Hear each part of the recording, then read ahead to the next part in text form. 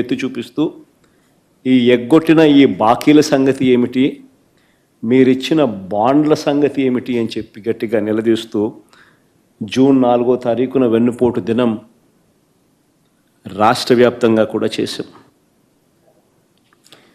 ఇప్పుడు కూడా ఒక బృహత్తర ప్రణాళిక తీసుకుని రాష్ట్ర వ్యాప్తంగా కూడా రీకాలింగ్ చంద్రబాబుస్ మేనిఫెస్టో అన్న పేరుతో బాబు ష్యూరిటీ మోసం గ్యారంటీ అన్న నినాదంతో చంద్రబాబు నాయుడు గారు చేసిన మోసాలన్నీ కూడా ఎత్తి చూపిస్తూ ప్రజలను చైతన్యవంతులను చేస్తూ చంద్రబాబు నాయుడు గారు ఇచ్చిన బాండ్లను ప్రజలకు మళ్ళీ ఒకసారి వాళ్లకు తెలియజేస్తూ ఆ బాండ్లను తెలుగుదేశం పార్టీ నాయకులకు చూపిస్తూ ఈ సంవత్సర కాలంలో బకాయిలను సంవత్సర కాలంలో వీళ్ళకి ఇవ్వాల్సిన డబ్బులు ఎంత అని వాళ్ళే లెక్కేసుకుని చంద్రబాబు నాయుడు అడిగేట్టుగా,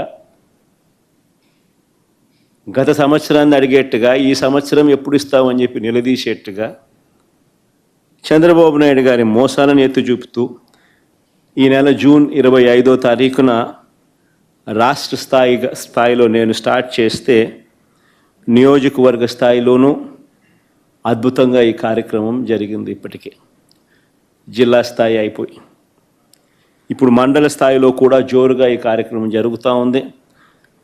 జూలై 21వ తారీఖు నుంచి గ్రామ స్థాయిలోకి కూడా ఈ కార్యక్రమాన్ని ప్రతి గ్రామంలో కూడా జరిగేట్టుగా, చైతన్యవంతులు చేసేట్టుగా QR కోడ్ వాళ్ళు డౌన్లోడ్ చేసుకుంటే చంద్రబాబు నాయుడు గారు గతంలో అన్న మాటలు, చంద్రబాబు నాయుడు గారు గతంలో ఇచ్చిన బాండ్లు, చంద్రబాబు నాయుడు గారి మేనిఫెస్టో, ఇప్పుడు చంద్రబాబు నాయుడు గారు చేస్తూ ఉన్న మోసం, చంద్రబాబు నాయుడు గారు ఎంత బాకీ ఉన్నాడు, చంద్రబాబు నాయుడు గారు మనకి ఎంత ఇవ్వాల్సింది అన్న అన్ని వివరాలతో ప్రజలే ఆ QR కోడ్ను డౌన్లోడ్ చేసుకుని వాళ్ళ ఫోన్లలో ప్రజలే తెలుసుకుని చంద్రబాబు నాయుడు గారిని గ్రామ స్థాయిలో నిలదీసేట్టుగా ప్రజలను చైతన్యవంతులు చేసే కార్యక్రమం చేస్తూ ఉన్నాం. ఇలా మేము చేసే ప్రతి పని కూడా ఒక కాస్ట్ అనేది, ప్రతి పనిలోనూ ఒక కాస్ట్ కనిపిస్తుంది, విశాల ప్రజా ప్రయోజనాలు కనిపిస్తాయి.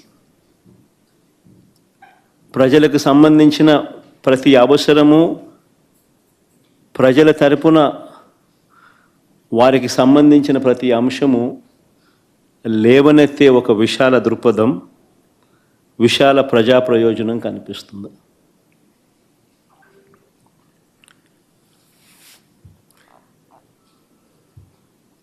ఈరోజు అందుకనే ప్రజలకు ఏ సమస్య వచ్చినా కూడా ఈరోజు చంద్రబాబు నాయుడు ఎలాగూ చెయ్యడు అని చంద్రబాబు నాయుడిని ఎవరు కలవడంలా, ఆయన ఎలాగో కలిసినా వేస్టే, ఆయన ఎలాగూ చేయడని ప్రజలకు కూడా బాగా అర్థమైపోయింది. చంద్రబాబు నాయుడు ప్రభుత్వం ఇక పోతా ఉంది, గట్టిగా కళ్ళు మూసుకుంటే మరో 3 సంవత్సరాలలో చంద్రబాబు నాయుడు ఎగిరిపోతాడు, మళ్ళా వచ్చేది వైఎస్ఆర్ కాంగ్రెస్ పార్టీ అని చెప్పి వైఎస్ఆర్ కాంగ్రెస్ పార్టీ తలుపు తడుతూ ఉన్నారు. వాళ్ళకు జరిగిన సమస్యల గురించి చెప్తా ఉన్నారు. ఇది చంద్రబాబు నాయుడు తట్టుకోలేకపోతా ఉన్నాడు. ఇది చంద్రబాబు నాయుడు తట్టుకోలేకపోతా ఉన్నాడు కాబట్టి ప్రతిపక్ష పార్టీని అణచివేయాలని చూస్తూ ఉన్నాడు. తద్వారా ప్రజల గొంతును నొక్కేయాలి అని చెప్పి తాపత్రయపడతా ఉన్నాడు. దీనికోసం చంద్రబాబు నాయుడు గారు విచ్చలవిడిగా అధికార దుర్వినియోగానికి పాల్పడుతూ ఉన్నాడు.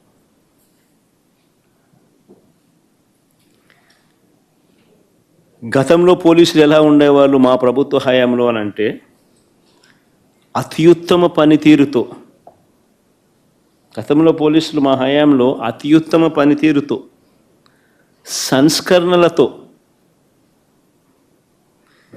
People friendly పోలీసింగ్తో